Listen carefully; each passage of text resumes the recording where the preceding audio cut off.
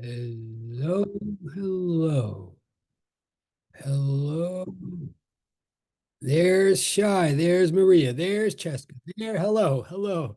There's Paulina. There's Yavi. There's Cheska Wavy. Okay, this now we're happening, is it? There's Michelle F. There's Stephanie I. There is no I in team, but there's an I in Stephanie I. Okay, I'm gonna stop. There's Chris. There's no Chris in team. That doesn't make any sense. There's Okay, I'm gonna stop. Well, but at least he smiled. See, that was I appreciate the courtesy smile. Okay. Oh, the chat. Okay, here we go. Good afternoon, Brooke. Afternoon, Maria. Good afternoon, Emily. Good afternoon, Allison. Good afternoon, Freddie. Good afternoon, Jada. Good afternoon, Michelle. Q. Good afternoon, Paulina. Good afternoon, Yavi. Hello, Chris. I'm just gonna wear this chef thing for okay. I could do a lot worse. I suppose. Good afternoon, Marilyn. Hello, Michelle F. Good afternoon, Katie. Afternoon, Shy.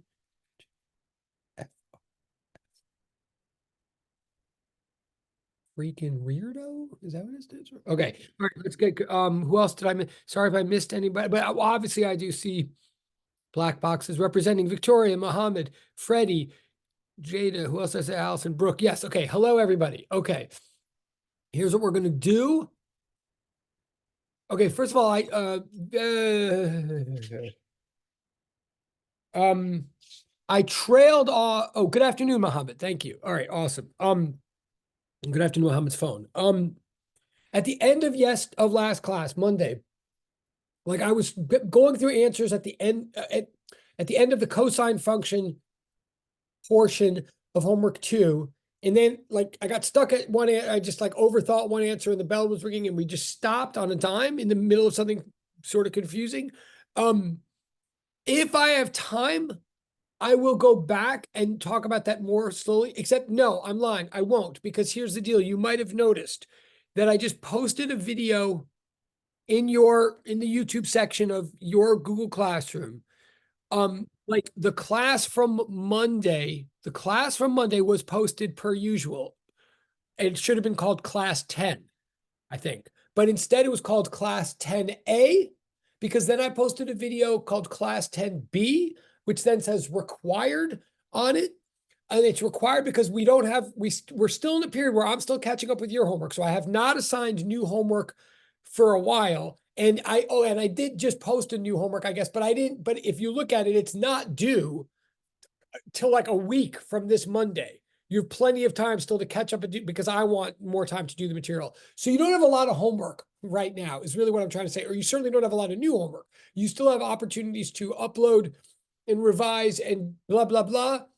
Therefore, I don't think it's going to be a major imposition on your time to be told to watch video 10B, class 10B, that's now in the YouTube section. What class 10B is a recording of the other section that met yesterday. So with them, I over carefully, over thoroughly, over slowly walked through all of those cosines and I made a lot of comments about it. So I did the whole cosine section of the homework of homework 2 with the other section. Okay. So please watch that video. You must watch that video. I mean, of course you could scroll around, and of course by watch, we mean in the 21st century meaning of watch, which means have one ear, have one AirPod in while you cook dinner and listen to it and scroll around past the places you don't need, etc.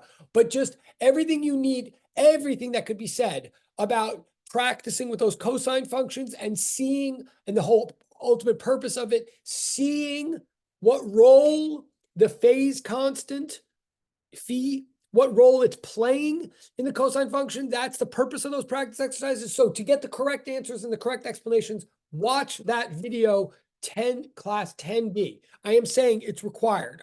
Well, how like you're responsible for the material, whatever. Okay, there's things already happening in the chat. Excuse me. So hold on. I'm going to look in the chat in 1 second. But so that said, I'm now going to spend this class, I'm going to move on to finally finish up homework 2 to do the vector, sort of in detail, the vector piece of homework 2. Now I'm going to warn you, and I am going to look in the chat in a second. I'm sure it's going to be anachronistic by the time I look there, but we're going to deal with the dot product, the vector multiplication piece of homework 2 now, so that we can put homework 2 to bed.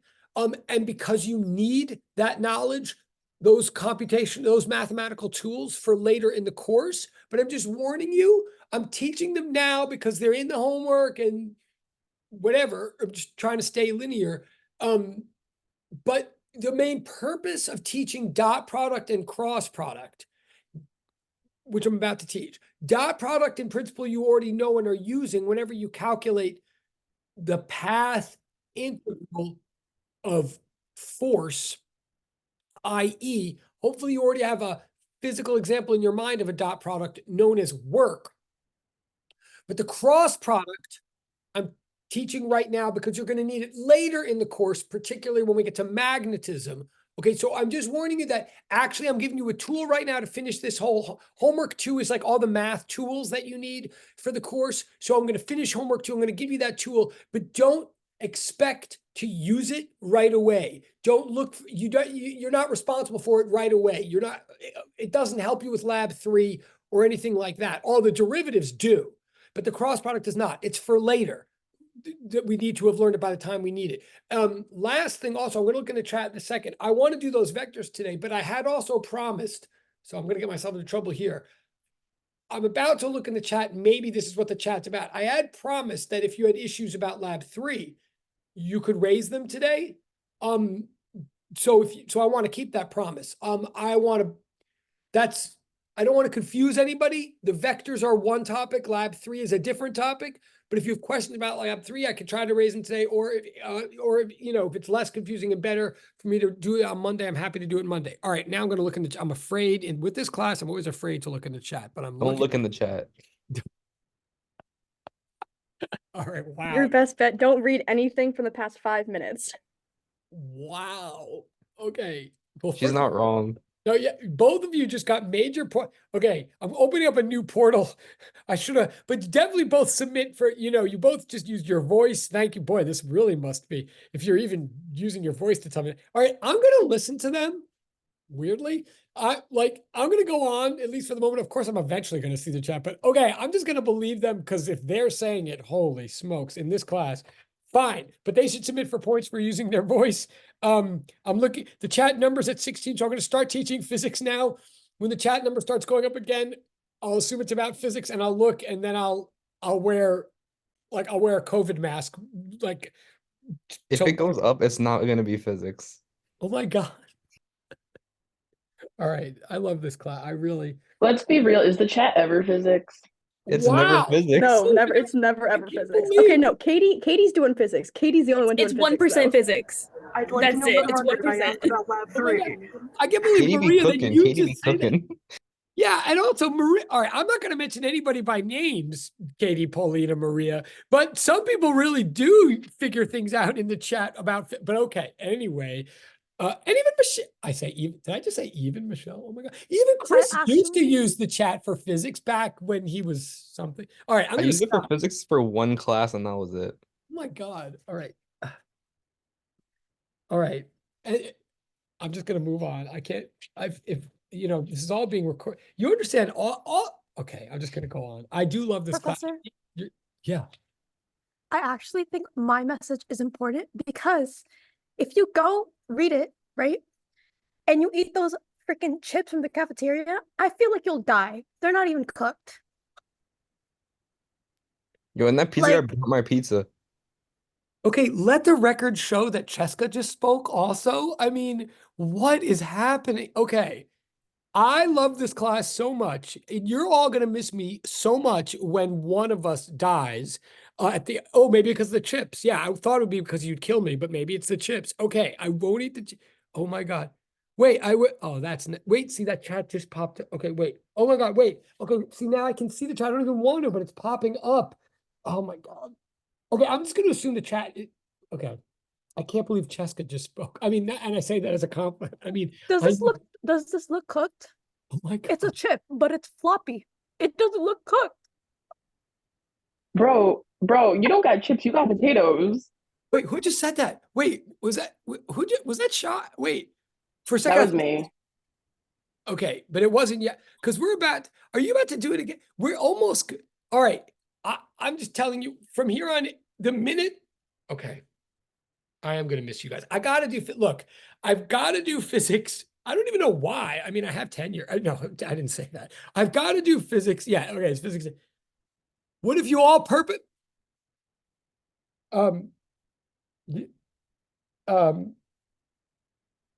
if you all fail physics, then I have to depend on the next generation. I have to depend on Felix to put me in an expensive nursing home. Okay. Don't let me down. Like, you're my hope, you people. Like, you can't. All right. Yeah, let's focus. Okay. Okay. Right. All right. I'm going to do physics because I see the chat. All right. I will see. I do love this class and you do deserve physics. You do. So, okay. And I will look at it. And yes, I do love this class. I'm going to do physics now. So what we're going to is homework 3. Excuse me, I mean homework 2, the last section of it. But what I'm going to do right now, before I like literally answer the question, I'm going to explain some things right now. Okay, so this is physics. Okay, forgive me. All right, this is setting up for the last part of homework 3. What we're talking about here now is the 3 different ways. And I know I started this yesterday, but I'm going to do it in detail now. 3 different ways that multiplication can occur in a vector context. Like when vectors are involved at all, there's 3 different ways that multiplication can occur, and we need them all in physics, okay? So let's get some notation straight first of all, before I go any further. Hold on, and I'm just changing the view on the screen. Let's assume we have 2 vectors, 2 random vectors, right? So different sizes, different directions, call them vector A and B. Okay, whenever we refer to each one as a vector, we use the arrow over the capital letter, of course, as you know. Let's assume that the 2 vectors differ in direction by an angle theta, right? So theta is the acute angle that describes it doesn't tell the particular direction of either one. It just tells how their 2 directions are differing, okay? And then, as some pieces of notation here, and some of this is going to be new to some of you, First of all, to be clear, if A with an arrow over it means the vector A, then from now on, whenever I write A without an arrow over it, that's not a typo, and it doesn't mean I'm just being casual. It means I'm specifically only referring to the magnitude of the vector A, okay? Those double absolute value symbols, technically speaking, they are like absolute value, but they mean like the absolute value of a vector, i.e. its pure size, right? Okay, so that's just a way of saying, that's just a way of connoting. So either one, if I use A with no arrow over it, or if I put the double absolute value symbols around it, either way, I'm saying the pure magnitude of A. Same thing with B. Okay, now, here's a new piece of notation that I don't think we've used in this class yet. You might have seen it in certain math classes, you might not have. If from now on, I put a caret over the A, okay, that caret symbol, first of all, what's weird is in physics, that's not called a caret. I know this is like, you're going to laugh at this. I'm not even going to look at the chat for this, but honestly, in physics, that caret symbol above a letter is called a hat. Like, okay. And so that symbol, A with a caret, is red. Right. It is. It's a hat for direct. Yes. So the way you would read that out loud, if you were like, you would read that as a hat. Like, or if B had a caret over it, you'd read it as B hat. Okay, as silly as that is, that's true. Now, what a hat is called, oh, sorry, I don't know, I just wrote that again. What it means is the unit vector for A. Now, okay, now this is a real thing. And it's actually it's very simple piece of notation, but it's extremely powerful and used all the time in higher physics and math. And honestly, it's so simple and so important that it can be confusing, or it can be underestimated, just as a warning. What it means, well, what it's defined to be, a hat, or in other words, the unit vector for A, means the vector A divided by its own length its own pure magnitude. That's all it means. It means you take so for any vector, you can do this. You can create a unit vector for any vector by taking the full vector and dividing out by its own length. Now, and when you do that, when you get this unit vector thing called a hat, it is a vector. Like a with an arrow over it is a vector. A with a caret over it, a hat, is also a vector. And it's a vector that is meant to tell you something about the original vector A. What it is, if you think about it, what A is, what a hat is a vector that points in the same direction as the original vector A, but only has, but on purpose, necessarily has a length of 1 unit. In other words, if the original vector A was like 3 miles pointing to the northeast, then to create the unit vector A, we take the vector, we take an arrow that's 3 miles long pointing to the northeast, and we divide it by 3. So what we end up getting is a vector that points to the northeast, but is 1 unit long. So the whole purpose, so this is called the unit vector for A. It's the vector that signifies the direction of A, but doesn't have any special length. I mean, it has a length of 1. It doesn't have any more length than that. So the purpose of it is that from now on, we can express every vector as a simple product, as a monomial, as a simple product of its pure length multiplied by its pure direction. Like from now on, like we've always said that a vector is a quantity with magnitude and direction, but we've always sort of said that in English. We never really had a way of putting that whole package together in one mathematically treatable quantity. So from now on, what we're saying is, if you have a vector A, like that's a certain length pointing in a certain direction, from now on, we literally view it as a multiplication. We think of the vector A from now on as having been constructed according to the following recipe. Like we think of it as there was some unit, well, I'll make it red, sorry. We think of it as you take some unit vector A, some arrow that has a length of 1 and points in a certain direction, and then you multiply that by the scalar quantity A. So again, if the vector A was, if we're thinking of the vector A as 3 miles of displacement pointing to the northeast, then the way we now will write it down and think of it in our minds is we think of, imagine that there was a 1 mile long vector pointing to the northeast that we call that A hat. So it's it's a vector with a certain direction, but it has a pure magnitude of 1. Then we take that unit vector and we scale it up. We multiply it by the number 3 by A. And so now we have our final vector, which is 3 miles long, pointing to the northeast. So so this is a piece of notation. It doesn't change like your life. It just changes the way we write things or enables us to write things in a different way. From now on, we think of every vector as a multiplication of a pure length with a pure direction. Okay? So that's takeaway number 1. Takeaway number 1 of what I'm saying is from now on, there's this thing called a unit vector. And a unit vector is a vector that indicates the pure direction of some other vector that we're talking about. That's takeaway number 1. But takeaway number 2 now is then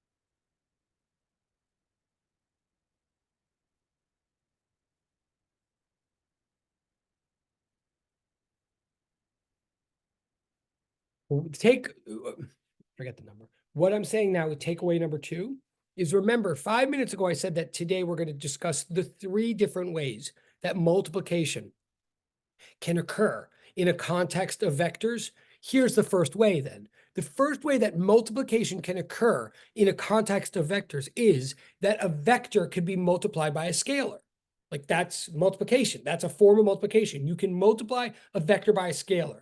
And what I just gave you was the most classic example of the result that whenever you multiply a vector by a scalar, you always get a vector. Multiplying a vector by a scale, even if you multiply a vector that isn't a unit vector, if you multiply, but using the unit vector is like the most fundamental way to do this. But multiplying a vector by a scalar always means you're taking some arrow of a certain size in a certain direction, and then you're changing its size. You're scaling it up or scaling it down. In fact, that is why pure magnitudes are known as scalar quantities. They're just numbers that scale up or down the size of a given arrow. So when you're done scaling up or scaling down the arrow, what you still have is an arrow. So whenever you multiply a vector by a scalar, you always get a vector. That is form of, and the most important example of that is that a vector in the first place, any vector in the first place, can be viewed as its own unit vector multiplied by a scalar. Okay, so that's a multiplication version number one. But now numbers 2 and 3, oh, we haven't done yet. Okay, numbers 2 and 3 are what happens when you multiply vectors by other vectors. Well, there's two ways. You can multiply two vectors together in order to get a scalar, or you can multiply two vectors together in order to get a vector. So the first way so all of that, what I just said in a way, this is all way number one of multiplying. But way number two of multiplying is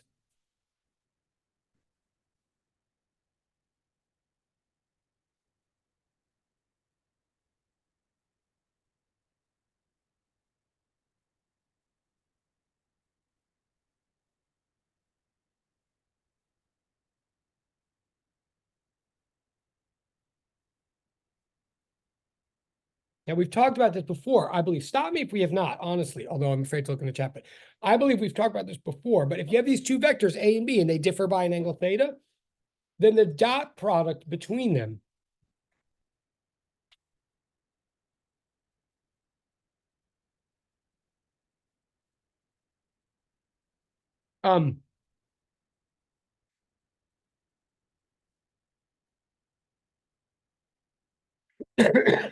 is we have looked at it. Okay, thank you. Yes. All right. So I'll say this quickly. All right.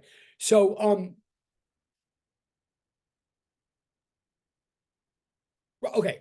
So the dot product of two vectors produces a scalar, so just produces a number. And what is that number? It is the product of their two lengths times the cosine of the angle between them. Again, so I won't belabor this because someone did just generously point out that yeah.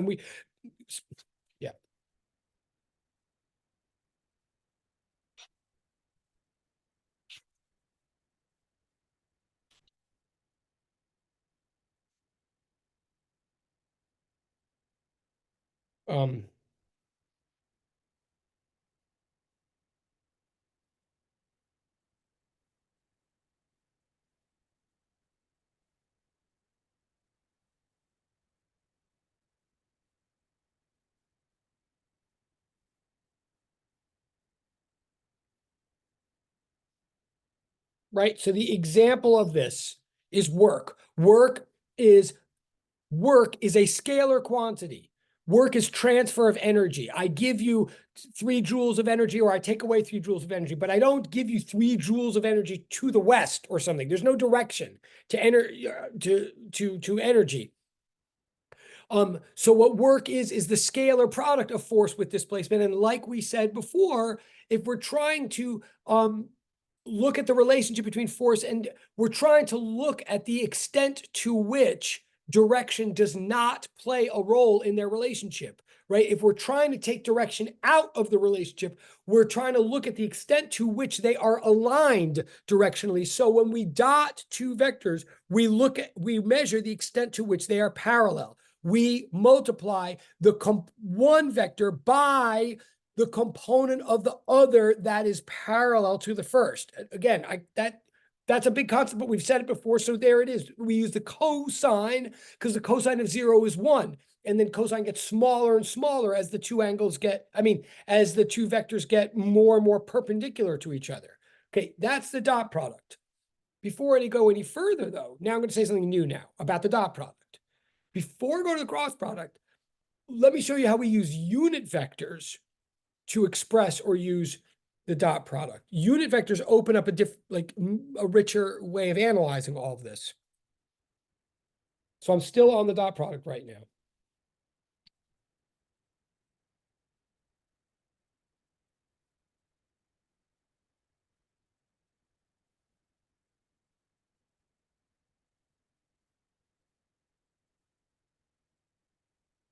From now on, the unit vector that from now on, it's so common and so important and helpful to have a unit vector assigned to each of our coordinate axes. Like we so frequently break up vectors into their components lying along 3 different Cartesian axes, that we often express things in relation to unit vectors for each of those axes. But X, Y, and Z are such common letters. They're used all the time for variables in physics. They mean displacement and position along these axes that we assign new letters. From now, and you'll see this all the time in textbooks or in websites. From now on, we use the lowercase letter I with a hat over it to mean the unit vector that lies along the x-axis, a vector that has magnitude 1, but points 100% in the x direction. And we use J as the unit vector for the y-axis, and we use K from now on for the unit vector that points along the z-axis. Some people still use X, Y, and Z, but it gets really confusing to use X, Y, and Z because there's X, Y's, and Z's everywhere. So the common thing is to use I, J, and K from now on as the 3 Cartesian unit vectors. In other words,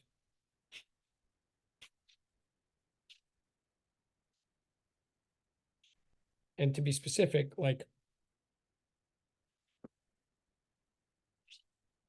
these would be the positive directions if you're in like a right-handed coordinate system. And this I has nothing to do. This is nothing to do with the square root of -1. It's a coincidence that we had already a problem dealing with the square root of -1. This is a completely different I, just to be clear. Okay, it has nothing to do with imaginary numbers or anything. This is just a unit vector. Okay. Now, why am I bringing this up? With this notation,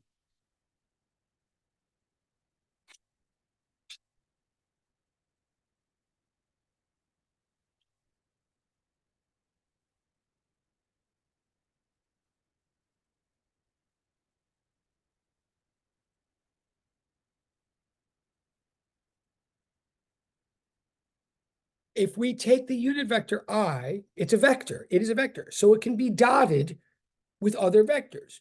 If we dot the unit vector I with the unit vector I, by definition, that means the length of I times the length of I times the cosine of the angle between I and itself, right? This sounds like, if I'm just applying the definition. Well, the length of I is necessary. I is a unit vector, so its length is 1, and its length is 1 again. And the angle between it and itself is 0, so the cosine is 1. So I dot I is 1, is the number 1. It's right. When you dot 2 vectors with each other, you get a number. If you dot the unit vector I with the unit vector I from here on in, you get 1. Similarly,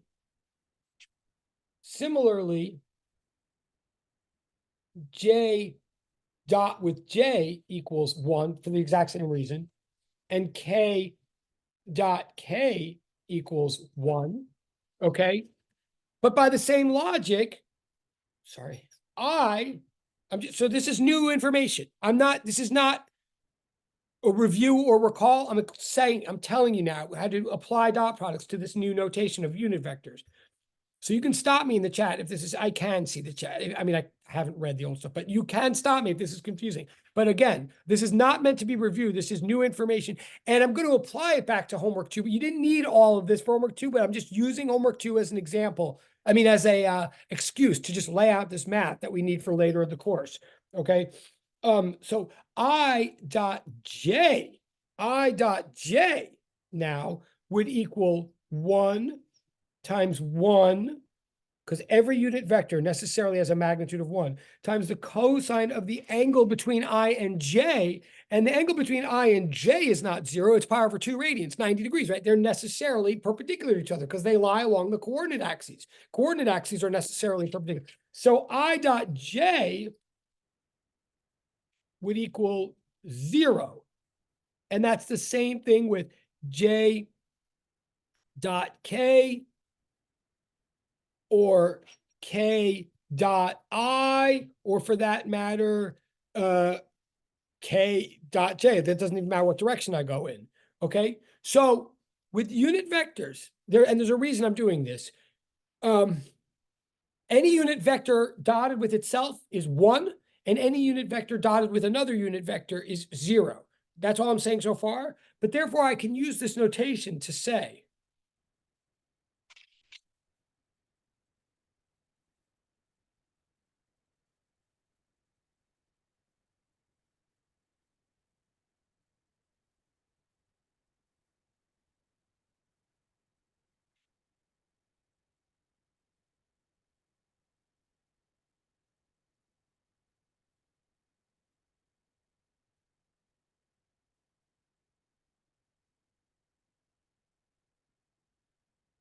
remember, I said that every vector can be viewed as a scalar times a vector, some unit vector in some direction times some appropriate scaling quantity.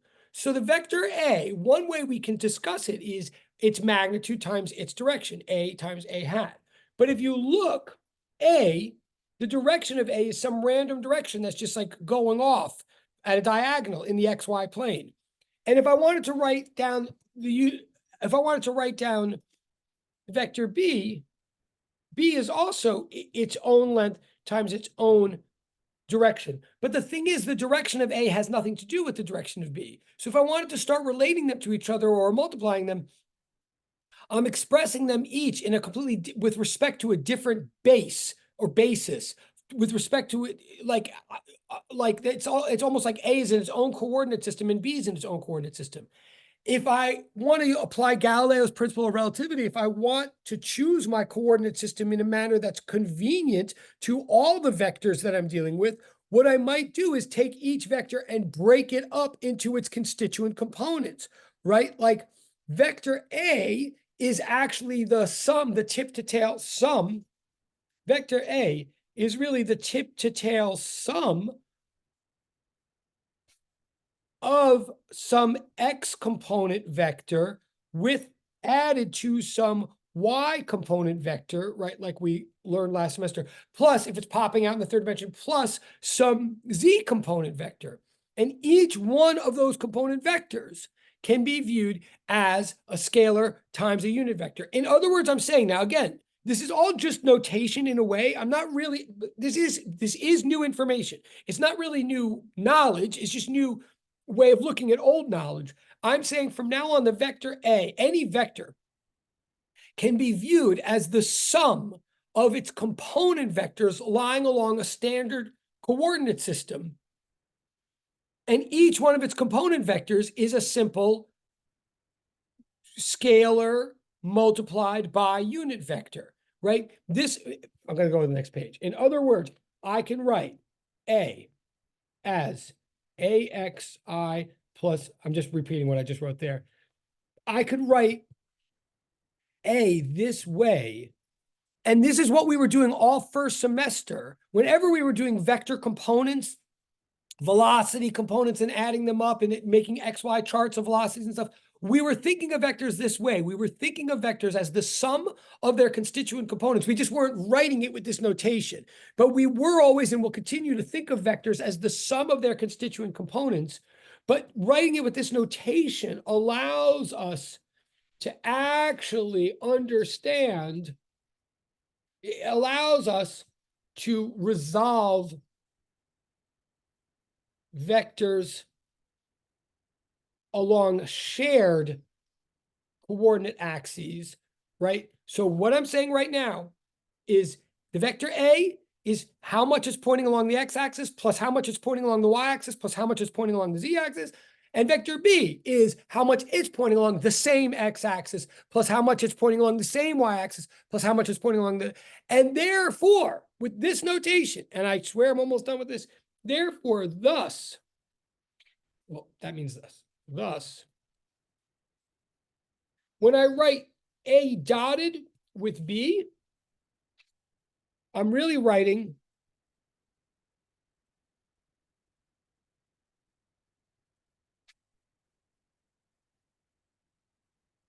when I write A dot B, I'm really writing, I'm foiling out two trinomials, really.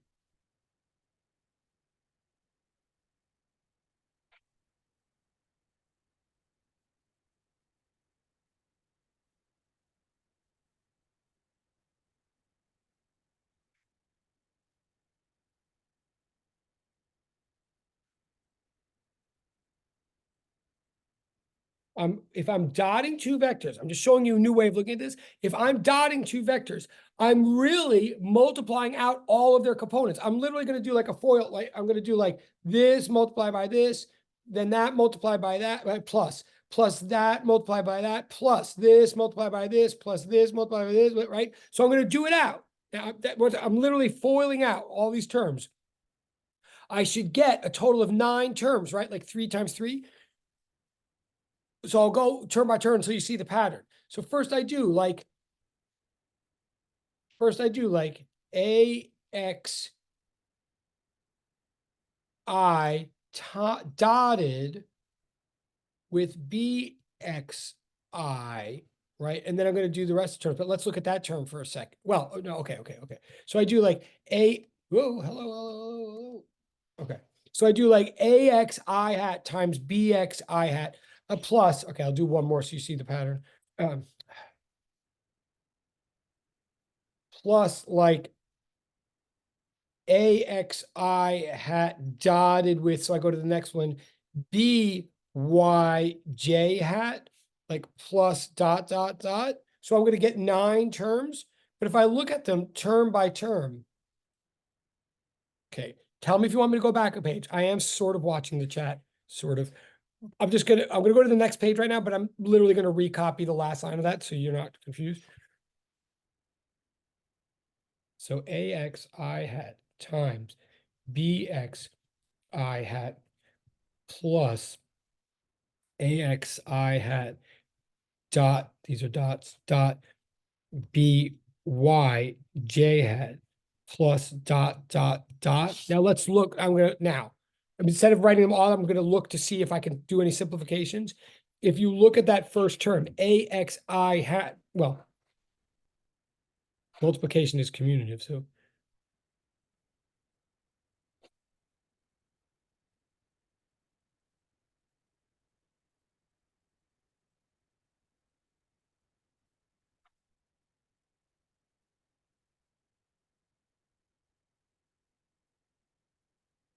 Okay.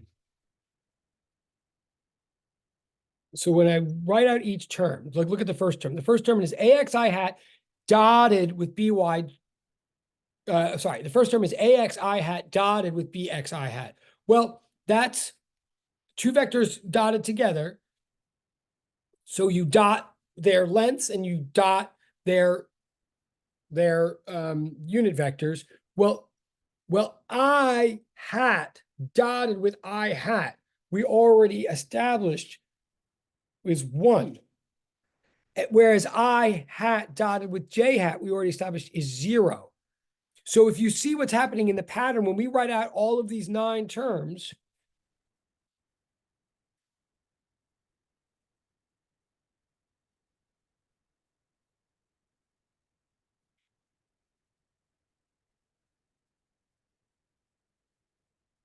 we write out 9 terms, but 6 of them are going to have unmatched unit vectors. Like 6 of those terms will be like an I dot a J or a J dot a K or a J dot an I or whatever. So anytime the 2 unit vectors don't match, we get 0. Anytime the 2 unit vectors do match, we get 1. So at the end of the day, what we're going to get for the dot product,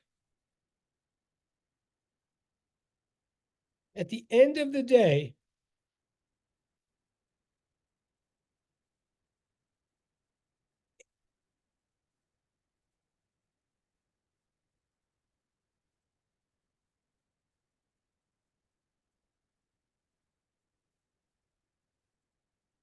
let me just write this smaller.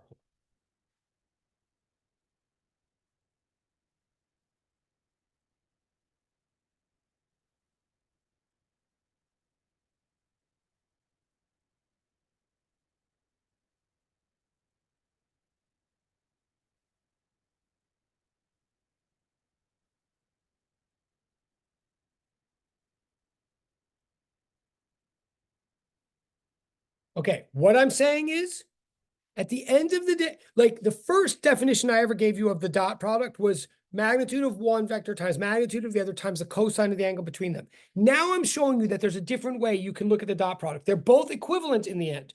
They're both equivalent information, but they're useful in different ways for different contexts. What I'm showing you now is that the other way to see what the dot product is the dot product is the sum of the product, it's the sum of the matching products. The dot product of 2 vectors is the product of their x components, lengths, plus the product of their y component, lengths, plus the product of their z component lengths. It's the product of their matching components. Because again, the whole purpose of the dot product is it's looking at the extent to which 2 vectors are lined up with each other. The more their components match, the more they're lying along the same axis, the bigger the total product becomes. So I'm going to move on in a second, but I'm saying like these 2 are equivalent. The new conclusion of right now, the new information is this right here.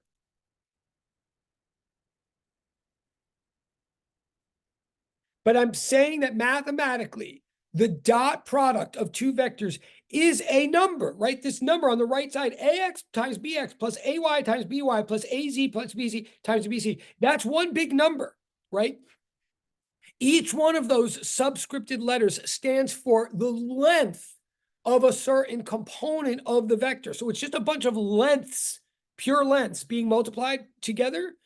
So in the end of the day, the more the lengths match, the bigger answer we get for the dot product. But notice that that answer that we get for the dot product at the end of the day, the answer is just a number. It got produced by all of this directional information, but at the end of the day, the directional information gets absorbed and disappears, and all we have is an answer that doesn't show us the directions anymore. Okay, that's the dot product. That is the dot product using unit vector notation. And again, I know I have to go back and get you answers now in a minute, but hopefully the answers are somewhat not that hard once you understand this stuff. And again, when I go back and get answers for homework 2, I'm not saying you need to use all the unit vectors to get the answers. I'm saying we're going to need the unit vectors later in the course. And maybe for some of you, they help you understand this better. But I will get answers. The answers you get, you didn't need all this unit vector stuff. But before I get those answers, let me do the third and last thing, which is the cross product.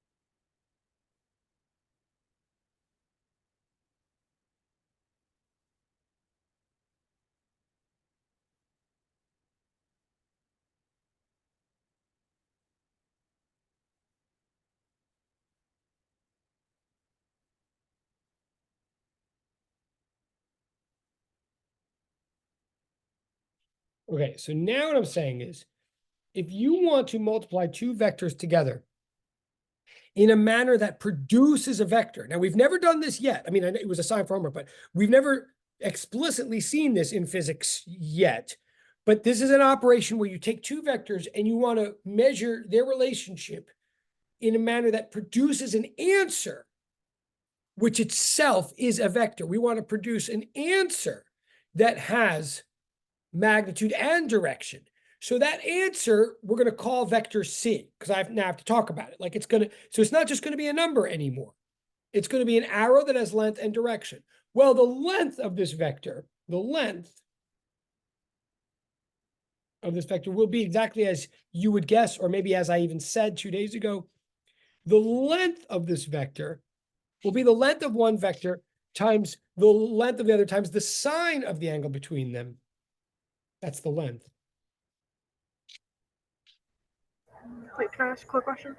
Yes, please. Yes. I just want to make sure I'm understanding what you're writing. So on the line that says let C equals A times B, that X means times, not the X axis, right? Oh, great question. Correct. So that X is now, does mean times, but now it's a very specific type of times. Like it means times in this new way. It means, so in other words, we have two ways that we can multiply vectors. When we're multiplying them together in a manner that gets a scalar, then we just use the dot. And so we call that thing the dot product.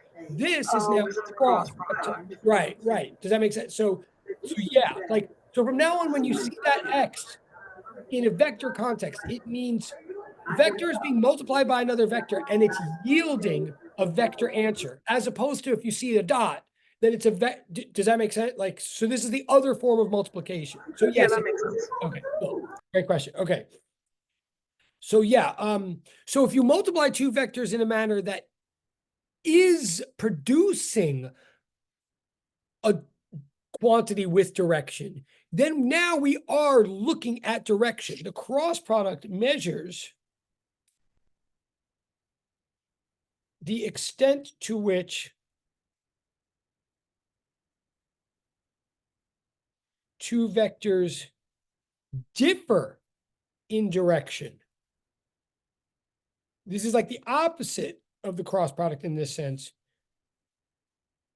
It's not measuring how aligned they are. It's measuring how not aligned they are. In other words, it's measuring how perpendicular two vectors are. The more close to perpendicular they are, the more direction is playing a role in their relationship to each other, and the greater the cross product is. So the cross product takes a sine rather than a cosine for the reason you would guess, I think, that, sine of 0 is 0, but sine of pi over 2 is 1. So the cross product gets bigger and bigger as the angle between two vectors gets bigger. Okay.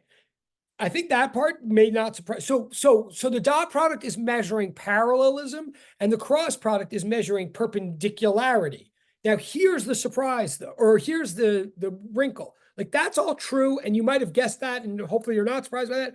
But notice, but I'm not done yet with the cross product, because that what I just wrote here on the board only tells you about the length of the answer to the cross product. It just tells you that the magnitude C, the magnitude of C is equal to AB sine theta. But C has to have a direction as well. What is the direction of C is the question.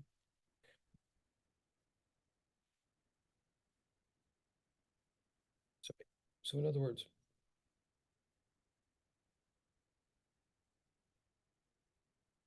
so C, the letter, equals AB sine theta, but what is the direction of C? What direction does C point in? And I connote that, or I denote that by writing C unit vector. Now I'm going to have to answer that. That's a really important question. Notice before I answer it, I didn't ask that about the dot product. I didn't use this like C business because the dot product just produced a number. So as soon as we got the size of that number, we were done. But here we have to get direction as well, because so cross product measures direction and yields an answer with direction. Therefore, because it's measuring the extent to which two things are perpendicular, it's measuring the extent to which they are differing in direction, it actually then stands to reason, when you think about it or get used to it, that the direction of the answer,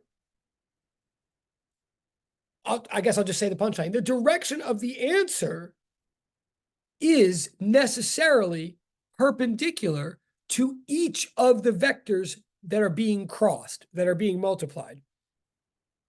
Let me say, I'll tell you what I mean.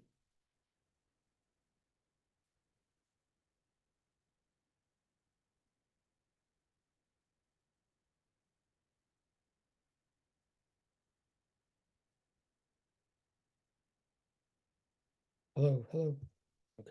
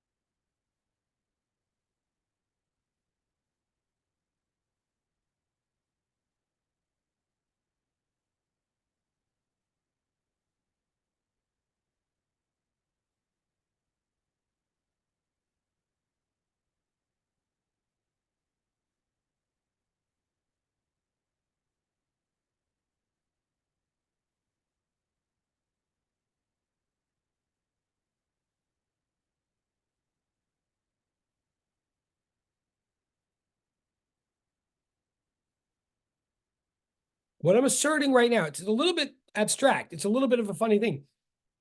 If you cross A with B, you're going to produce a vector, C, which has some direction. What is the direction of C? What I'm claiming the direction of C must be perpendicular to A and perpendicular to B. The reason for that, well, number one, it might not surprise you because in the first place, C is measuring the perpendicularity between A and B. So the idea that perpendicularity comes into the answer may not be surprising. Here's specifically why I believe it does. Because C is supposed to be a multiplication of A and B. It's supposed to be an operation that we perform. It's like a black box that you put A in and you put B in and you get out this answer C. There's no reason that C should favor A or B. It's measuring their directions of each, their relationship between their directions. It shouldn't put any more weight on one direction than on the other. Just like when you multiply 2 times 3, you multiply 2 times 3, you don't square the 2 and then multiply it by 3, or square the 3 and then multiply it by 2. You just take 2 as it is and 3 as it is, and you multiply them together. So if C is supposed to spit out a direction, it shouldn't be a direction that's any more close or far to either of the directions of the original 2 vectors. So it can't be parallel to both of them. That's impossible, unless they happen to be parallel. It can't be so it can't be parallel to both of them. So it can't favor them equally that way. But what it can be, and it is perpendicular to both of them. In other words, the cross product is always perpendicular to the plane in which A and B lie.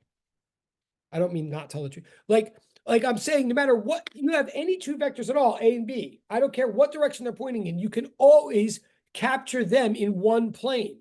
Just like you have any 2 dots, you can always form one line that connects both the dots. You have any 2 lines, you can always form a plane, one plane that contains them both. The answer to the cross product will pop out of that plane or into that plane. And that's the only question that remains left. So hopefully you're still with me. I'm saying if A and B are like this, then C is either going to point like that or it's going to point like that. The only question is which one? Which is the positive direction of C, busting out of the plane or busting into the plane? The answer to that is a convention known as the right-hand rule.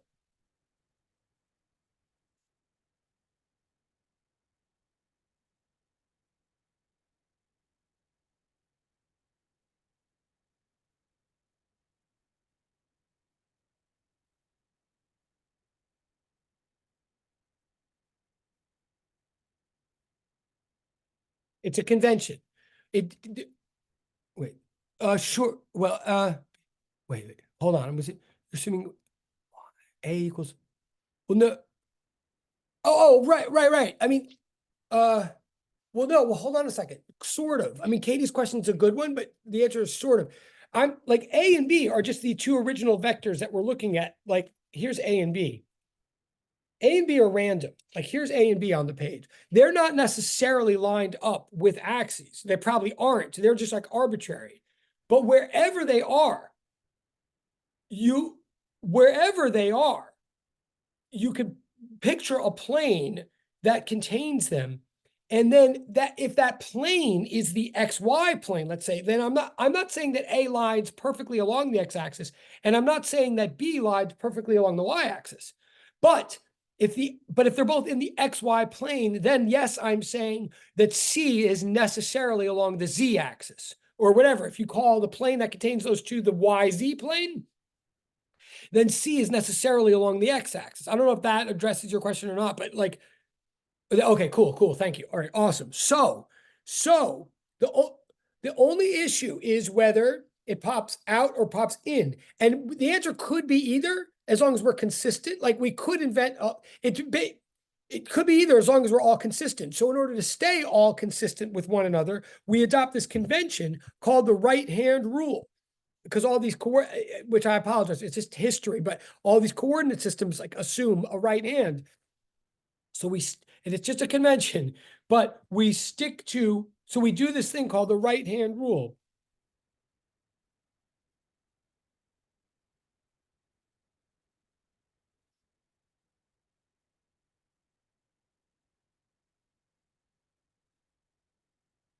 And this is how it works. And then I'm going to move on. I do need to get to the answers, obviously. The right-hand rule, it's like weird at first. You may have heard of it in other contexts.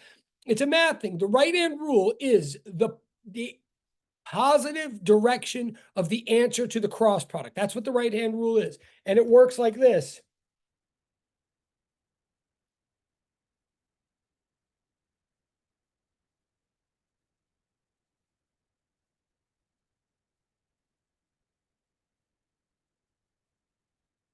You have to get used to this.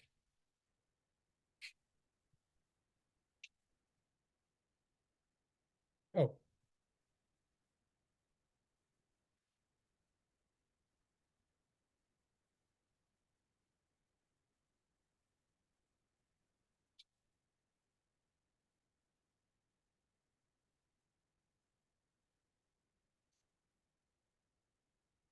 Here's how it works. Now, again, this is going to take some getting used to, especially if you've never seen it before.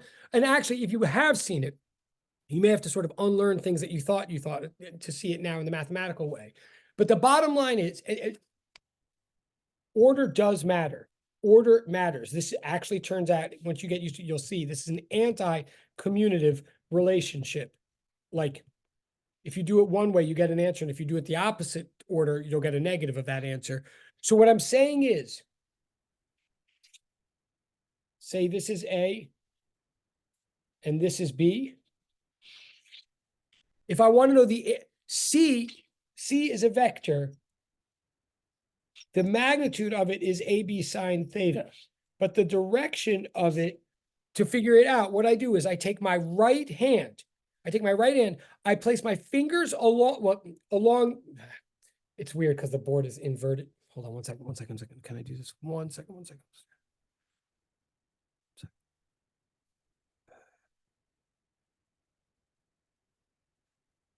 I think this will help. Yeah, okay. I think. Yeah, all right. So I take my fingers and I point along the vector A. I place my fingers along the vector A. Now, there's many ways I could do that. I could go like this. They'd be pointing along A. I could go like this. I don't know how to do it at first, but then the second instruction is, it says, curl my fingers toward the vector B. That's the key instruction. So what it really means is place my hand along A so that I allow myself, so that my fingers are free to curl towards B without breaking my body or doing something even more socially awkward than I usually do, right? So the deal is you place your fingers along A, but there's many ways you could do that. You choose the one and only way to place your fingers along A so that they can curl toward the vector B. And wherever your thumb points, that is the positive direction of C. So C points along. So in this case, my thumb pointed into the page. So I draw an X, meaning I'm picturing these vectors as arrows, like medieval arrows that have points at the front and have like feathers, a crosshatch of feathers in the back. So when something goes away from my, I'm not making this up. I know this is all like very weird, but basically now we're forced to deal with the three-dimensionality of space. So if ever something's going into the page, you picture it as an arrow with feathers on the back going away from your eye, and you draw an X. If something, so this means into page. If I were to do the opposite order, and again, this takes practice. I'm doing this a little bit fast because I want to get back to the sheet in a second. If I were to do the reverse, if I were to do, so this is A cross B. If I were to do the reverse, B cross A, well, the magnitude would still be the same, AB sine theta. But the direction of this vector, if I do the reverse, I would place my fingers along B. Now I could do it anyway like that, but I place my fingers along B so that I can curl them up to the vector A. And if I place my fingers along B so that I can curl, this is my right hand. I place my fingers along B so that I can curl up to A. Then my thumb points out of the page. So I would get not an X, but a tip of the arrow coming toward my eye. That's like how it's, there's no other better way to, well, there might be better ways, but that's the standard way. Well, yeah, okay, but I'm not making this, I mean, thank you, but I'm not making this up. This is the real deal, okay? So from now on, the right-hand rule tells you the positive direction of the answer to a cross product. Oh, yes, I will show it one more time. And I'm sorry, I'm starting to talk fast because I do want to get you the answers. But anyway, yes, I could. So if I'm doing, so I'm trying to say this is an anti-commutative relationship, like direction actually matters. If I'm doing B cross A, so you always place your fingers along the first vector of the fingers of your right hand. So I place my fingers along B, there's my fingers.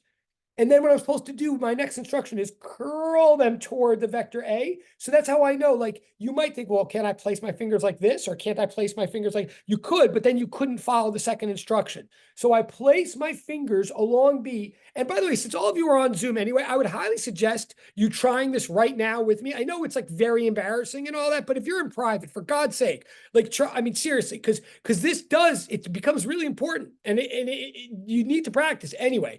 So I'm placing my fingers along B in the manner, in the one and only manner that will allow me to curl my fingers up toward A. And if I do that, if I place my fingers along B and curl toward A, my thumb sticks, well, you can't see my thumb, but it's sticking out of the page toward my eye. So okay, great. Awesome. Okay. Now, that whole right-hand rule weirdness, which is a standard thing in physics and math, it's all really just to get pluses and minus signs consistent. Like even the whole thing is just taking advantage of human anatomy or anatomical constraints to force you to find a line that is perpendicular to the original two lines, right? So in a way, once you get used to this, even before you do the right-hand rule, you would know that the answer to the cross product had to either pop out of the page or pop in. You wouldn't even need your hand to see that. But as to which direction it's going, and that's where your thumb does a job for you. Okay, so that's so in sum, and we're almost, the dot product between two vectors is a scalar, which is one vector magnitude times the other times the cosine of the angle between them. Boom. And it is, if you express it in unit vector notation, it is the sum of the matching products. The cross product measures direction, and it has direction, so it. Yes, that is true. I think that's okay. This is really actually, yes, good. I'm glad yes. So I'm going to keep going, but yes.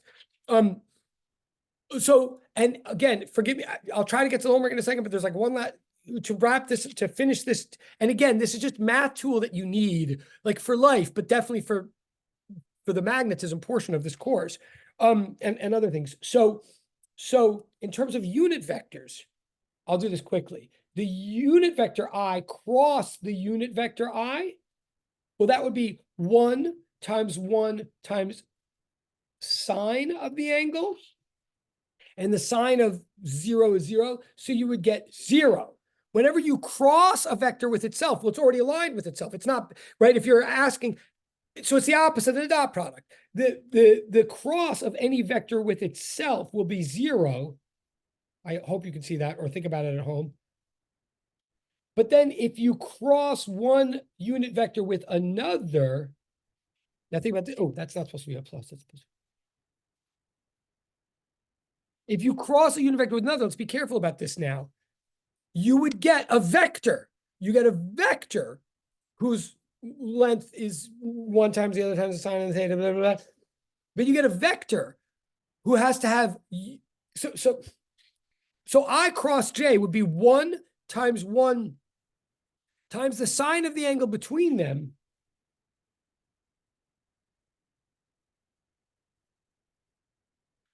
Right? So that would be 1, but that's just the length of the answer. The length of the answer of I hat cross with J hat, the length of it is 1. But we're supposed to get a vector whose length is 1, but is perpendicular to the other 2 vectors.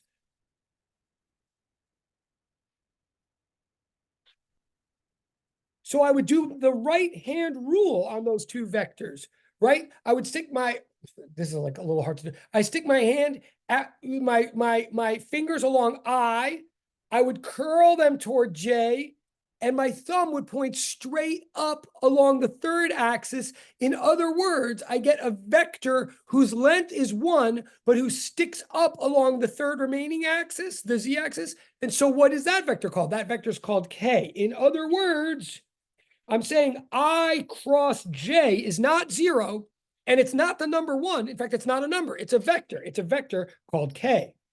And similarly, if you work it out in your mind, you'll see J cross K is equal to I, and K cross I is equal to J. But then if you go backwards, you get a negative sign because it's anti-commutative. I know I'm going fast now, but I think you're with me. I think Chris is with me. I think you're all with me. So like J cross I would equal negative K, etc. So with that notation, okay, I apologize if I'm going, rewatch the video or ask me questions on Monday. But with that notation, then it turns out, now this I'm going to say very quickly. Hope maybe on Monday I'll go back and explain what I'm about to say, but since I want to give you some answers from the homework, I'm just going to tell you now that if you just all this out, if you do A cross B and you FOIL it out, like we did before,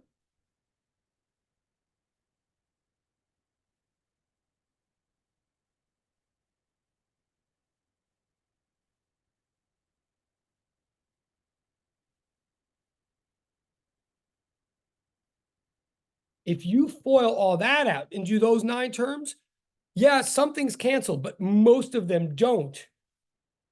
To cut to the, like AXI cross BXI, okay, that cancels out and you get 0.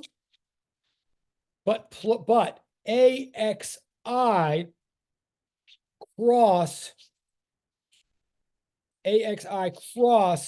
BYJ, like the next term, right? That doesn't get you 0. What that gets you is AXBYK. If you see what I'm saying? And if you do that all out for the 9 terms, just to cut to the chase, and again, you might have to think about this at home, but if you do that all out for the 9 terms, the cross product becomes this sort of beast. The cross product is, and yes, just do this at home or trust me for the moment because I want to give you answers. What you get is sorry. You get after you do all the cancellations and you collect all the like terms, which I'm not going to do right now.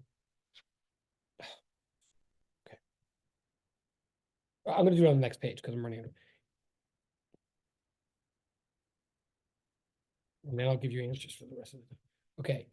A cross B, what it actually turns out to equal is A Y B Z minus A Z B Y I plus A Z B X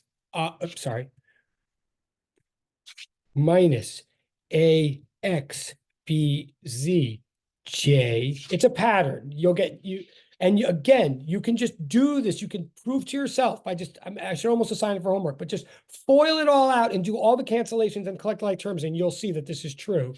And the more you get used to it, you'll see that it actually is a pattern that makes sense. But it makes so much sense that I keep getting it wrong.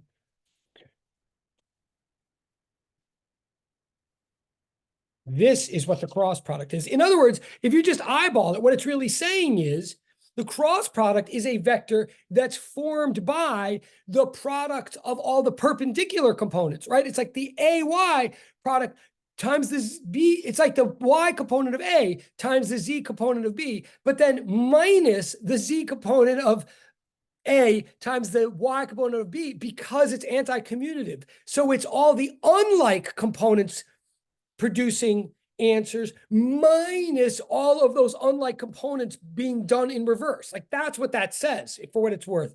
And the Y and Z products lie along the X-axis and the Z and X components lie along the Y-axis, etc. Like if you, once you get used to it, it really makes sense. I encourage you to try to work it out yourself at home, but that is what it is. Now, all of that said, I know we have 4 minutes. But that is it. I mean, as far as lecture material, like that's as detailed as we ever need to be. That's the full picture of, and all of that in the end of the day equals AB sine theta with the right hand rule. Like that's what that's all saying. Now, what does that have to do with homework too? I'm gonna say answers as quickly as I can right now. Whatever I don't get to, I'll say on Monday. So okay. So the answers for homework 2. But again, I think they're probably really hard when you first look at them. But if you now look at them with everything I've just, and you can always return it in and all that stuff. If you look at it now with everything I just said, it's all just based on the 2 definitions just written there, but it may be easier to picture those now. Okay, so it says rank the following dot products from greatest to smallest. So basically you want to go from the most parallel to the least parallel. Well, the most parallel is A to B. So it goes like this. A to B is the most, and then comes B to C, and then comes A to C, and then comes A to D. Actually, I think a lot of you got that right. Right? It's just ranking from most parallel to least parallel. And then the cross product is the reverse. Go from most perpendicular to least perpendicular, or at least go from least parallel. So it's literally the opposite. A, D, A, C. These are all vectors. B, C, A, B. Okay, and the explanation is what I just said, that the dot product measures parallelism, the cross product measures perpendicularity. I'm looking at the time. I think we still have 3 minutes. So, I mean, if people have to go, they have to go, but I think we still have 3 minutes. Now, okay, now very quickly on number 3, just bear with, again, if you have to go, go when you go. What I'm going to do, in fact, well, yeah, I'll stop at 3. I'll do 3 now. But assuming all vectors have magnitude of 3, find the following, the result of the, okay. So if all vectors have, so A and F are anti-parallel. So in other words, A is -9, B is 0, C is, okay, A times is 0. Technically the 0 vector. D, sorry, these are lowercase letters. D, A cross.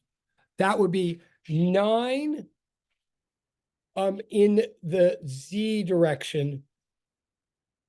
So we could say like 9K if you like, right? It's 9. Well, I'll just pause on that for a second. We still have 2 minutes. Number D, I'm saying the answer to number D is, well, the length of, so A and D are fully perpendicular. So the cross product is 3 times 3 times sine of the angle. The angle is 90 degrees, so the sine is 1. So their length is 3 times 3, 9. Like their length is as big as can be for letter D. The length is 9. What's the direction? The direction has to point perpendicularly to both vectors. If I assume, oh, so actually it's negative. Okay. So if I assume that the piece of paper is the x-axis, like Katie's thing, if A is the positive x-axis and D is the negative y-axis, then the answer of this points in the negative z direction. Why negative? Because we went down instead of up. Okay, I'm being quick, but I believe that's the answer to D. And it is a vector because it's a cross product. Then E, F cross with D, same thing, literally the same thing, negative 9K. And, except that one's positive. Why? Because it's going in the correct, it's like, if you do with the right hand rule, you'll see, you go F cross into D, curl into D, and your thumb sticks out of the page. Whereas when we went A to D, my thumb pointed in the page. Again, I'm going fast, but I believe these are the right answers. So that's E. Then F is a dot. We're going to stop at G. F is 9, just the number 9, because if the vector has a length of 3 and it's parallel to itself, then it's 3 times 3, 9. And G is 0, technically the 0 vector. So I'll stop there. But I think that was a lot. I think you guys were very patient and I'm going to look at the chat now for my own sake, but you are free to go, or I'll answer any questions if you want to say it. I'm turning off the recording. I love this class. Have a good day, folks. Yes. Have a good, all right.